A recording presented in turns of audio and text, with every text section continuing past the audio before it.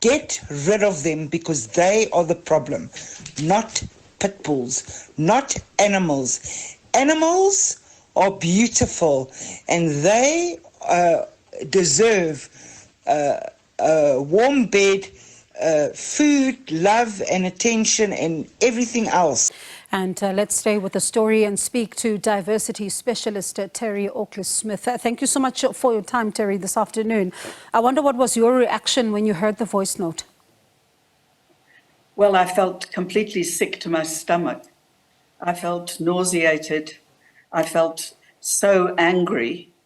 And I completely agree with the Zapo on this. There is no place in South Africa any longer for people who hold racist views. The kind of things she was saying put me in mind of the Third Reich, basically. How can you suggest that African women should have their uteruses removed and African men should be killed? I mean, this is just absolutely vile. And I agree, too, that the time for apologizing and sending in the Human Rights Commission and all of these things just simply haven't worked. I think there needs to be far firmer action taken. I don't know what the punishment is for crime and injuria, but one would hope it was a pretty substantial prison sentence, because there has to be a way that white racists get a wake-up call. We can't carry on like this. And I was listening to, you know, basically an interview she did with a Times Live journalist, and there's a lot that she says in that interview to justify why she did this, but she continues to use the "some of my best friends are black" defense, which is quite a popular one, and she says that she doesn't consider herself to be racist, and she is kind specifically to black people. This is the problem with this particular kind of thinking, that she doesn't even seem to understand what she has done here. No, she clearly doesn't understand. I mean, I'm sure her next excuse will be that she doesn't see color. This woman clearly is racist. And as South Africans, we need to ensure that racism is actually defined as a crime in South Africa. It has to go beyond discrimination and sending people for diversity training. It's far more serious than that. And I can only imagine the anger, the hatred that's fueled in black people when they hear these kind of comments.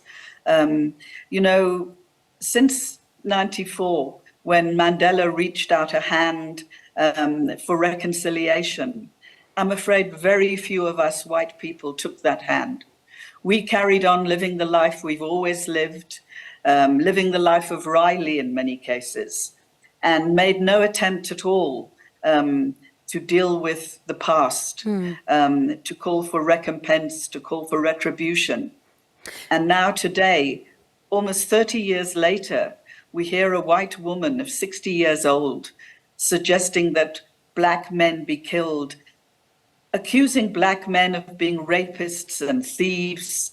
I mean, it's completely unacceptable. Yeah. I don't know how Azapa will get her removed from the country, but clearly there should be some clearly defined crime that is called racism, that is spelled out. She falls into this category without a doubt. And there should be a suitable punishment which doesn't involve her having to apologize. And Terry, you know, you touch on something quite important there, because we've seen several high-profile cases. We're thinking about Vicky Momberg, Adam Katsavelos, Penny Sparrow, yes, to name but a few. And these are utterances that are always so derogatory, aimed at black people. And listening to what you're saying, it doesn't look like some of the white people understand just how damaging apartheid was to black people, and for them to continue making such statements further exacerbates the problem. No, I mean, I'm sad to say that I think you're absolutely right, Bongiwe. There are obviously still white people who have no sense of what the past apartheid, let alone colonialism, did to black people. This is a country that belongs to black people. We make up a tiny 8% of the population. And for someone to feel that they can attribute such vile acts to Black people is completely unacceptable. But unless the government, the departments of law and order actually take firm action, and they haven't done. If you look at the Vicky Mombergs and if you look at the Penny Sparrows, I mean, basically a tap on the wrist and make sure you apologize. But this is not going to do the trick. People need to be aware of the deep pain, the pain associated with this kind of racism. And also, Bongiwe, to compare an African man, an African human being to a dog, is also completely unacceptable, completely unacceptable. And I just don't believe this woman doesn't know what she did. I mean, she's 60 years old. She must know that this kind of behavior, these kind of utterances are completely abhorrent and unacceptable. And I think that other white people, we as white people should stand up and say, we are not part of this. We do not believe this. We also want Belinda Magor to go, or to be tried and to go to jail. White people must stand together and make it clear that she must be a lone voice. She can't be speaking up for me, Bongiwe. And Terry, we talk about, you know, this, and we talk about some of the social media posts that we're seeing, but there's another layer that we are almost likely to see emerge once again this festive season. There's issues around racial profiling when it comes to some of these holiday destinations where people are booking. For example, I know of a case where someone was trying to book for a holiday in December, and the Airbnb said their payment has been rejected because the client stopped advertising. But 2 days later, the client is back again advertising, and it shows you that they do not want particular individuals to frequent their establishments. So when is it a case of preference or right of admission reserved for owners versus racial profiling? I mean, unfortunately, I'm not a lawyer, but I would say this is racial profiling. It happens all the time, and it should not be permitted. It happens in restaurants.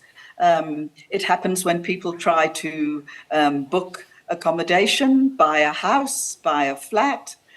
A Black person can phone or go in and request permission to view a house, and all of a sudden that house is sold. If I go in, all of a sudden it's available for me to view. And all of these are acts of racism, clearly not as profound and degenerate as that Belinda Magor, but nevertheless, they show the extent to which racism is still alive and well in this country and needs to be addressed in a very firm, clear-cut way.